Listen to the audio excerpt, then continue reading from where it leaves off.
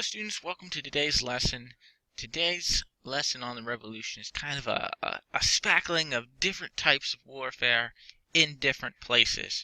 So it's a little here, it's a little there, but it's all going to kind of meet back together in lesson 4, which will be our next lesson. But let's focus on today's lesson, and let's begin with the war in the West. So, an often unspoken part of the Revolutionary War was the war in the West.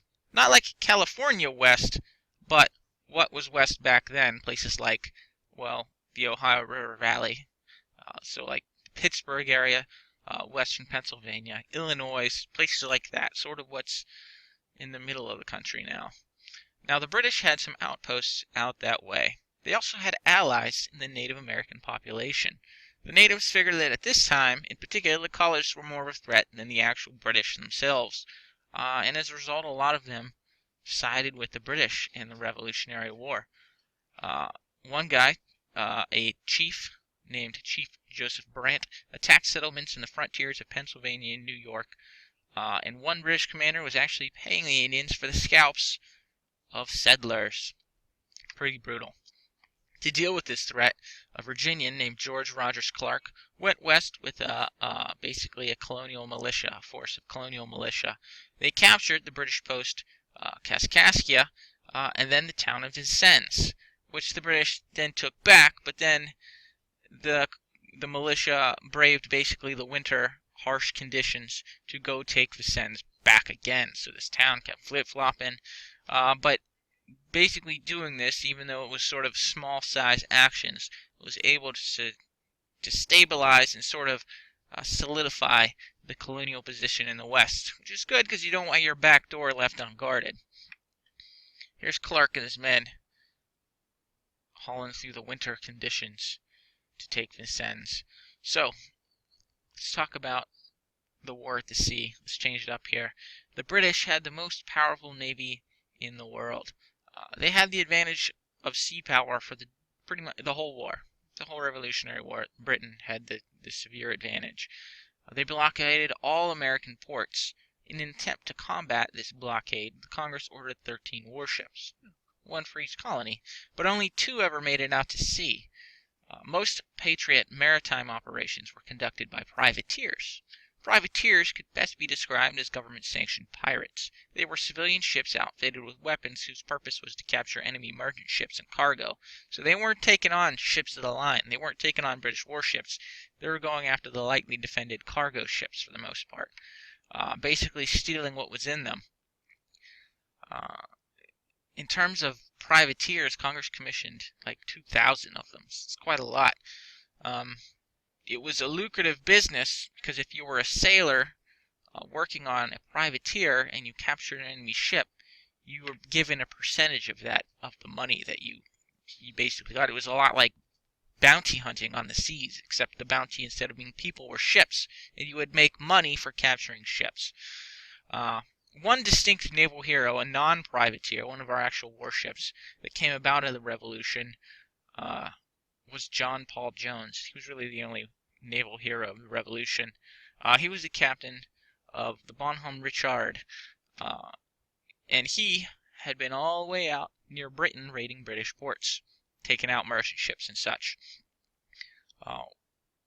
In September, he was actually set upon by the British warship Serapis. So actual full-scale naval conflict here, and after hours of fierce battle, the Serapis finally struck her colors, surrendering to the American ship. It was pretty much like our lone naval victory with one of our only 2 ships. But the Patriots loved it. It was a big boost to morale.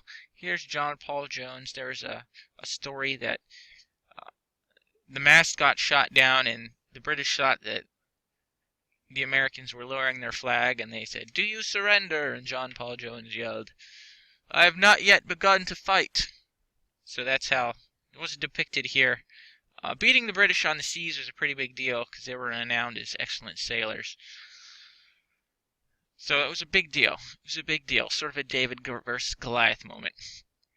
Let's move on to essentially the South. So the British thought that they'd have more success in the South. There are more loyalists in the South, so they thought conditions would be better there. They would do better in the South. So they focused their efforts there for a while. And they met with initial success, taking some major cities like Charleston and Savannah. They won all the conventional battles, but they found that the territory was dangerous to hold. Colonial forces in the area began using hit-and-run tactics, also known as guerrilla tactics. Basically, they wouldn't stay and fight. They'd pop out of the swamp, fire some shots at the British, and then run away again. The British thought this was pretty taboo, and they didn't like it. It was dishonorable.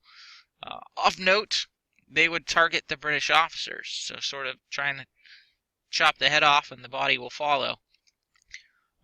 Francis Marion used these tactics in the swamps of South Carolina. They called him the Swamp Fox. They said he was like a ghost. You couldn't catch him.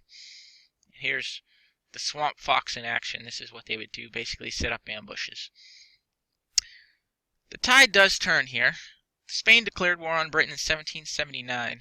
And Spanish forces essentially drove Britain out of the Gulf of Mexico and even supplied American forces in the west, like the Swamp Fox. This had less to do with Spain being friends with the Americans as they were enemies of Britain. They were allies with France, who we know allied themselves with the colonies, but really it was about not really so much about American independence as it was they wanted Gibraltar back. But that's some history that's a little beyond us, not in our scope.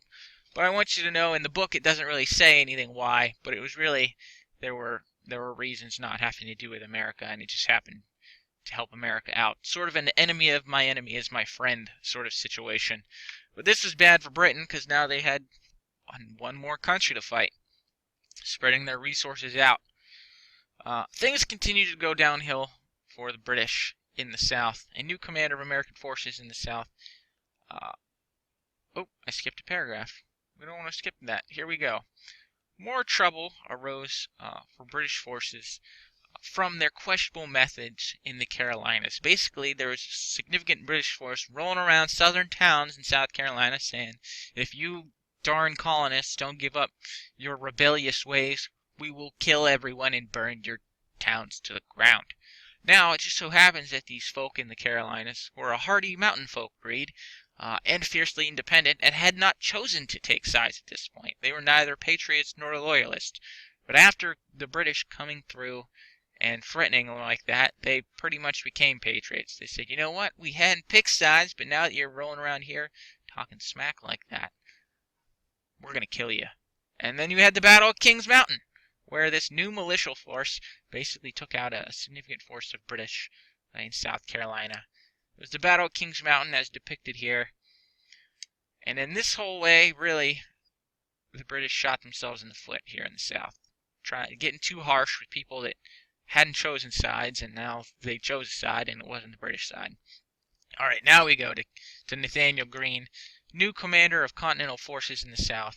Nathaniel Greene takes over from Horatio Gates. He splits his forces up with some defeating the British Cowpens and another group going to work with the Swamp Fox, Francis Marion. He then recombined his forces to battle the British general of the South, a guy by the name of General Cornwallis, in a place called Gulliford Courthouse, which is now Greensboro, North Carolina. Nathaniel Greene lost, but he inflicted heavy casualties on Cornwallis's force, and Cornwallis took his force northward, where they were sort of checked by more colonial forces, and they hunkered down into what would be Yorktown. And this really leads us into the final phase of the war. You've got a couple questions on the next page for your assignment today. Here's Cowpens. It's a funny name. Two of them answer with complete sentences. How did the British, in a sense, lead to their own defeat in the South? And what is a privateer? Complete those full sentences, text box or assignment, and you're done for the day. We'll finish the war tomorrow, or it's Friday, so the next day. We come back to school Monday, I imagine. If you need any help, let me know. Otherwise, have a wonderful day.